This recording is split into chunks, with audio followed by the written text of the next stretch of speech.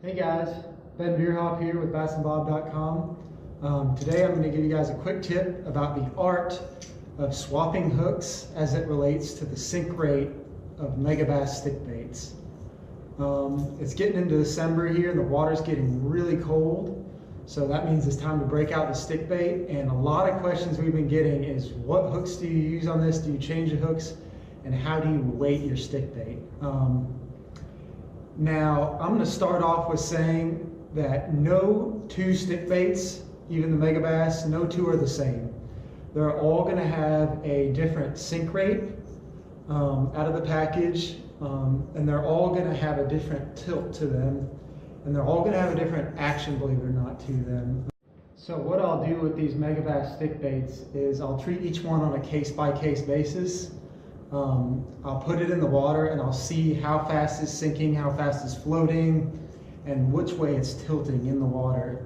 And I'll adjust it accordingly. So if it's tilting like this, a lot of times I will either add weight or I'll add a bigger hook in the back.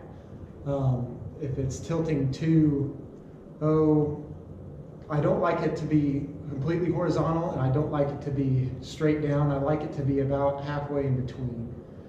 So I like the nose to be slightly down. It seems like that gives the bait the best action, and that makes the bait be the most erratic, and it makes it fall the most consistently.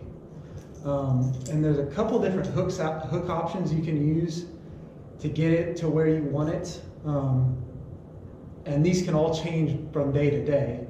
Sometimes they do want that bait to be face down. Sometimes they do want that bait to be horizontal, but for the most part I like it exactly like that. And that just goes with time on the water and learning what adjustments to make and how the fish are reacting that day. So going back to the hooks, there's 3 different hooks that I will use. The first hook that I'm going to talk about is going to be the stock Cottage hook. It's a number 6 Cottage. And this is the Megabass hook that comes with the bait. If you can see, it has an out barb right on the outside of it. I don't know if you can see that very well. It's a very light hook. It weighs 0.35 grams. So it's going to keep that bait from sinking, obviously, because it's the stock hook that comes on the bait. So that's the first one. This hook is a really good hook when it comes to, when the water gets down into the low 40s and the water's real cold and the fish get real lethargic. It's an awesome hook if you're using light line. With this hook, I really like to use like 8-pound and less, because if you use heavier line, it's a pretty weak hook. It's real sticky, but it's real weak when it comes to flexing out. So if you get a hold of a big fish right now on the 1st of December, this hook's going to straighten out on you on a big fish. Even with light line, I've learned that it's just not a very reliable hook until that water gets to the real, when the fish are real lethargic. And what I like about this hook is it's so sticky, and when the fish slap at it, a lot of times will get them when they slap at it, as opposed to some of the other hooks I'm going to show you, to where they really need to get the hook. In the wintertime, in the dead of winter, I'll just keep the stock hooks on there. But another hook that I will change it out to, like right now, or when the water gets warmer in the spring, back up into the upper 40s in the spring, I'll use a number 6 EWG. I'll show you that to you right there. This is a KVD triple grip. I'm trying to get a good picture there. So it's got the wide gap, and it's a little bit more of a stronger hook. It's a 1X, so it's an extra. It's got a little bit more wire to it.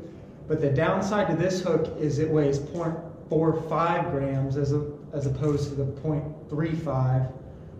So it's going to weight that bait down a little wherever you put that hook on it. So for the most part, when I change to the EWGs, I'm going to put it on the back hook first. And what that is going to do a lot of times is if the bait's tilted down like this, it's going to even it out a little bit, unless it gets to where it's too much.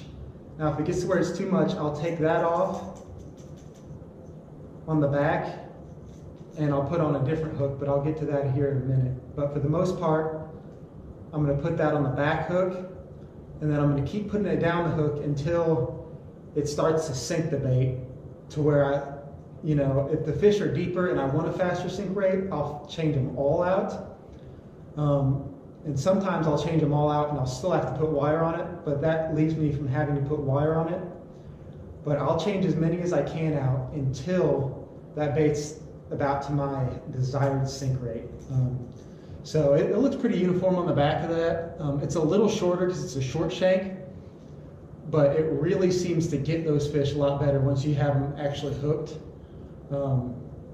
It really, I'm a true believer in that triple grip. But another one that I've recently started using that I'm really liking is the G-Finesse series. It's a Gamakatsu, and I put a number 5, and I'll put it down the sides of the bait, because this one weighs 0.39 grams, so it's not quite as light as the stock hooks, but it's still pretty light, and it's a real strong hook, but it still has that longer shank and a bigger gap to it. And it's also a very sticky hook. Now, if you notice on there, the barb is not very big. There's not very much of a barb on that hook, but that's all right because it gets such good penetration that it seems like the fish just don't throw this hook as bad. So in the springtime, a lot of times I'll change the back hook to an EWG, and then I'll change these front 2 hooks to the number 5 short shank G-Finesse series hooks.